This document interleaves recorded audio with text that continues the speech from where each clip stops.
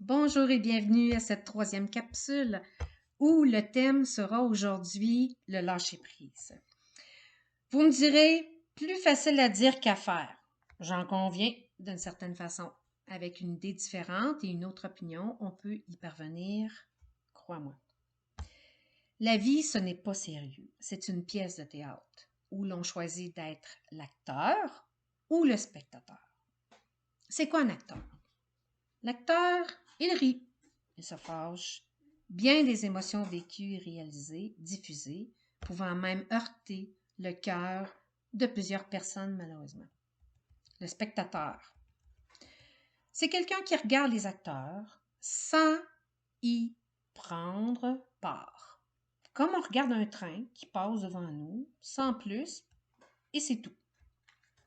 Au fond, dès que nous commençons à voir que la vie n'est pas quelque chose de sérieux, tous les fardeaux qui pèsent sur nos épaules et notre cœur se mettent à disparaître. Même la peur de la mort et toute autre peur s'efface.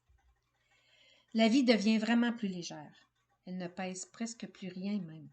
On a l'impression qu'on a des ailes dans le dos où on pourrait s'envoler tellement on se sent léger à l'intérieur de soi.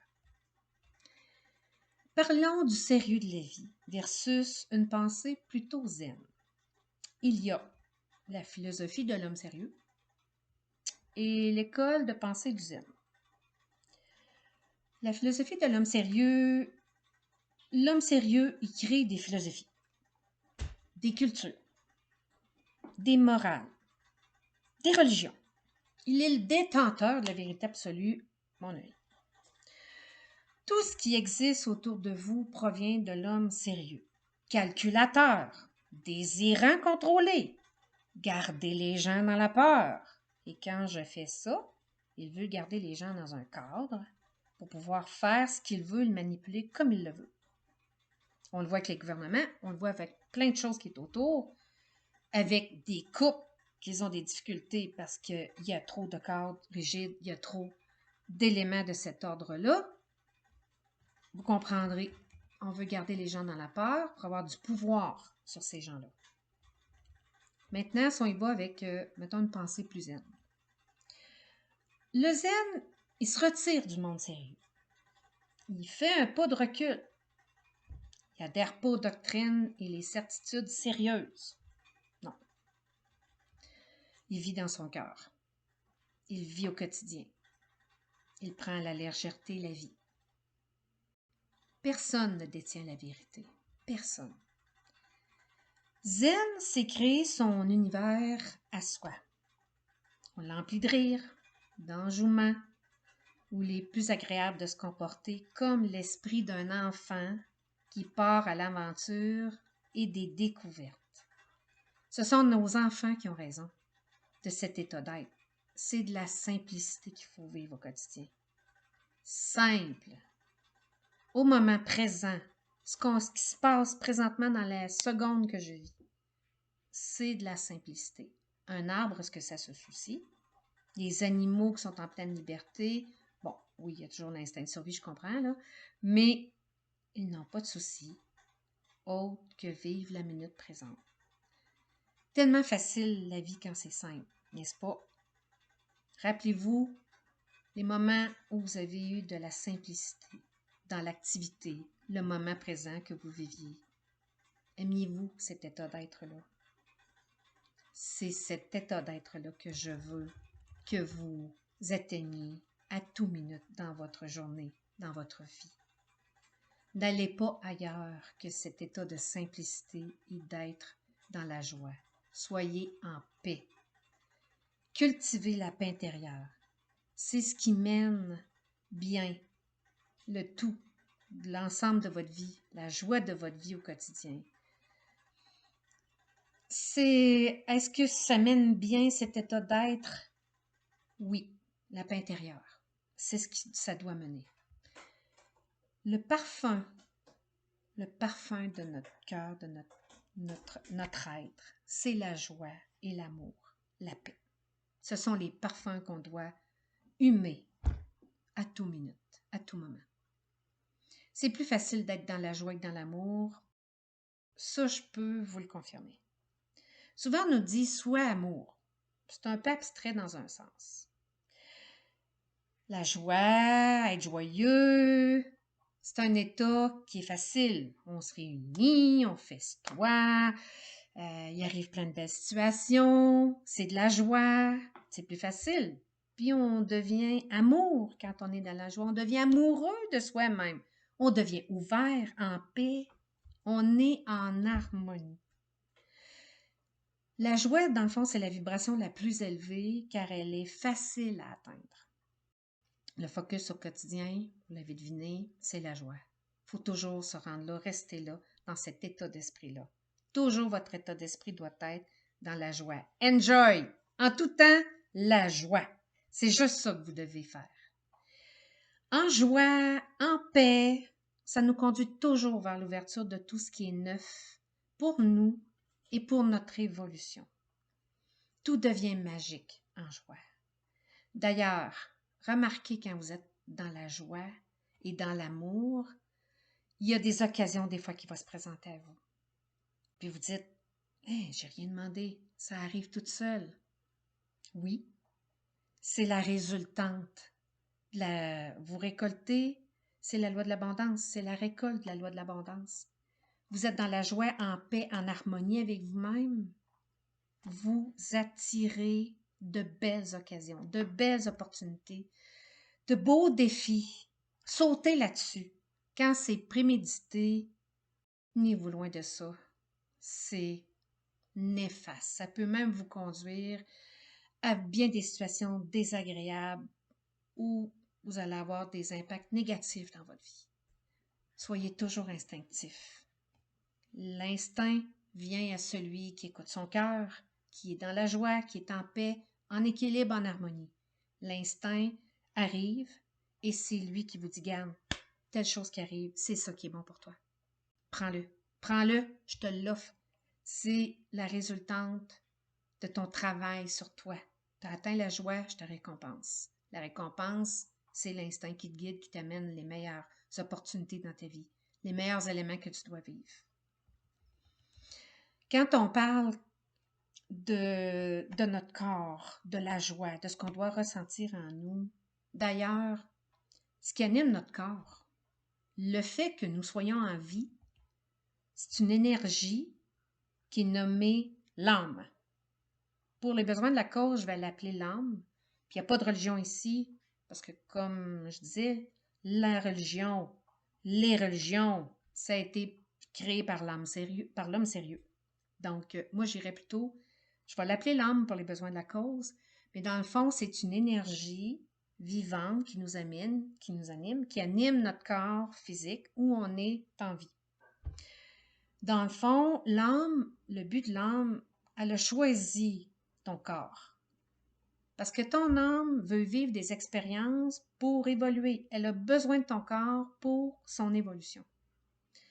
Ton âme, elle veut devenir parfaite.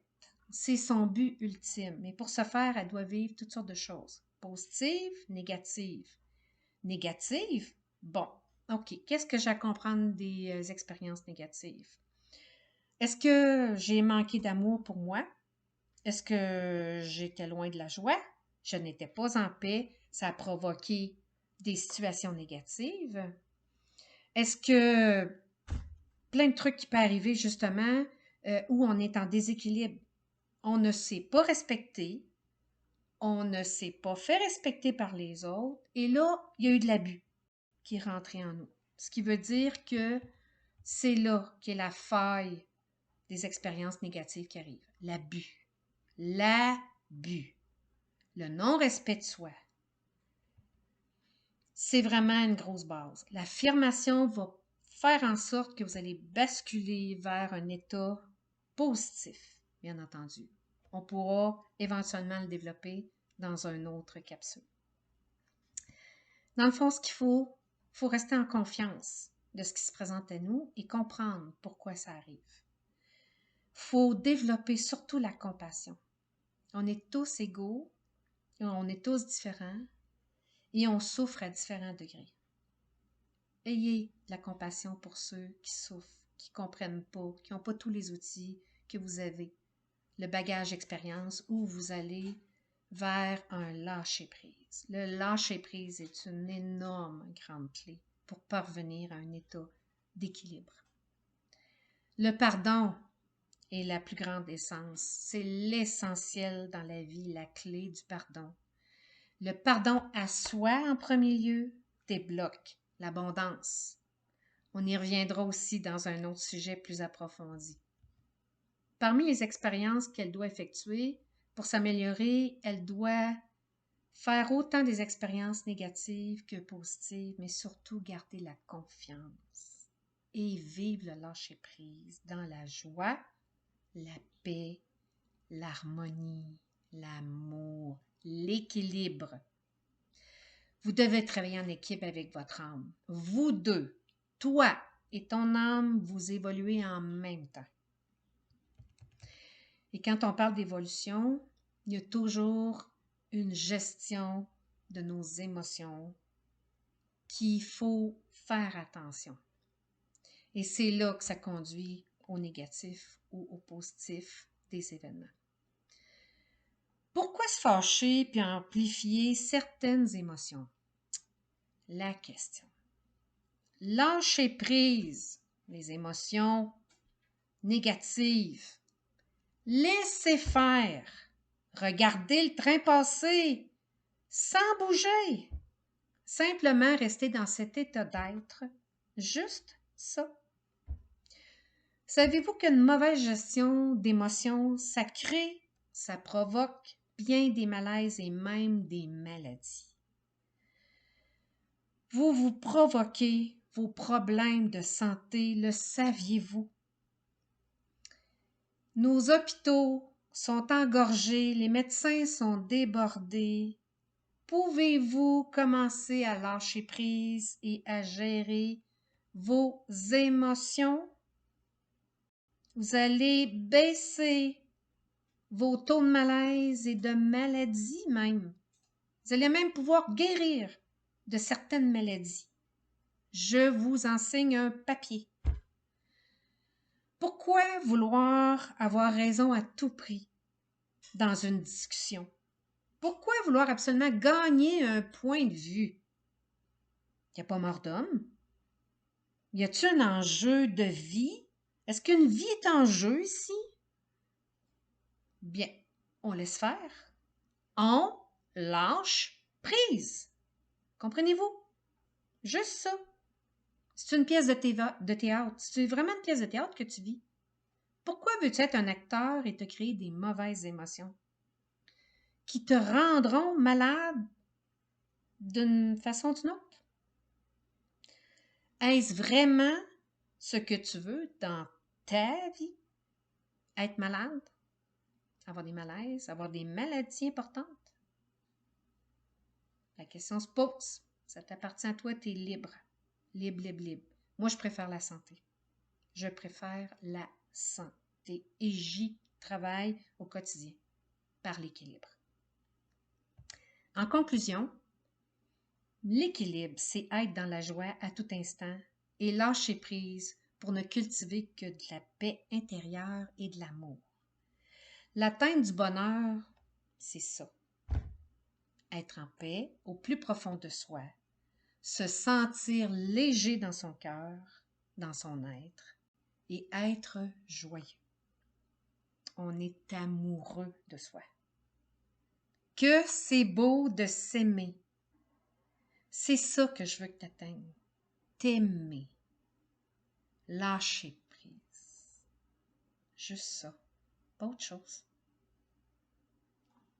Si tu n'es pas d'accord avec moi, écris-moi danymarie33@gmail.com, danymarie33@gmail.com. Tu as aimé mon contenu? S'il te plaît, partage ma capsule à toute personne à qui ceci pourrait l'aider dans son ouverture et son respect, bien entendu. Il faut toujours respecter les gens. Sur ce, je vous souhaite une excellente semaine. Je te remercie et on se dit à très bientôt.